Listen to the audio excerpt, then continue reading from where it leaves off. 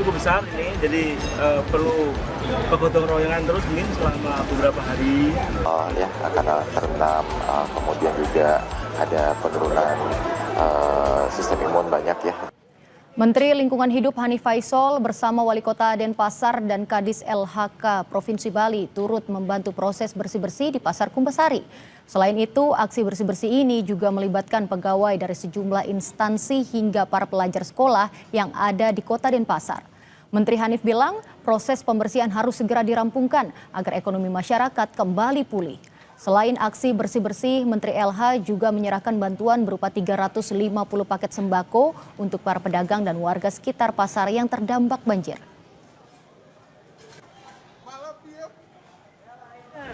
Memang volumenya kalau Wali Kota cukup besar ini, jadi perlu kegotong royongan terus mungkin selama beberapa hari karena memang sampah-sampah yang ditimbulkan akibat banjir ini dari berbagai macam jenis. Tadi sekali lagi kita nggak mungkin memilah di sini, jadi semuanya ditarik ke Suwung untuk dikelola di sana.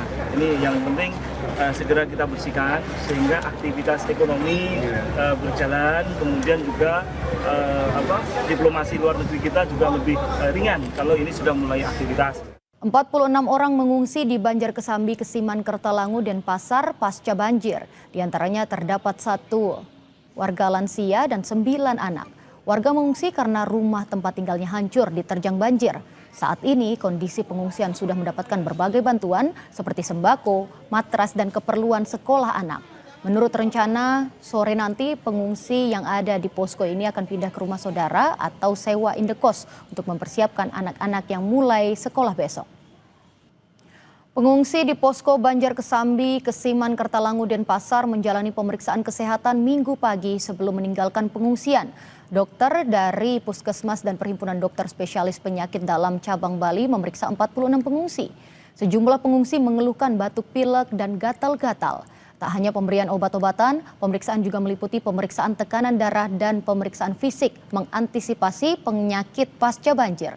Sejumlah bantuan juga terus berdatangan mulai dari sembako, matras, seragam sekolah hingga peralatan masak.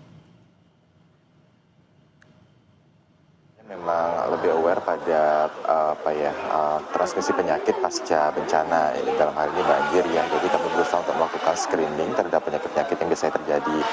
Mungkin yang kita temukan sekarang masih sebatas pada kondisi gatal-gatal ya, karena terendam, kemudian juga ada penurunan sistem imun banyak ya, jadi sehingga banyak yang batuk dan pilek, ispa. Tapi yang memang kami khawatirkan sebenarnya kan juga ada penyakit yang namanya leptospirosis atau penyakit kencing tikus itu yang cukup berbahaya, terutama wabah yang biasanya terjadi pada kondisi-kondisi pasca banjir.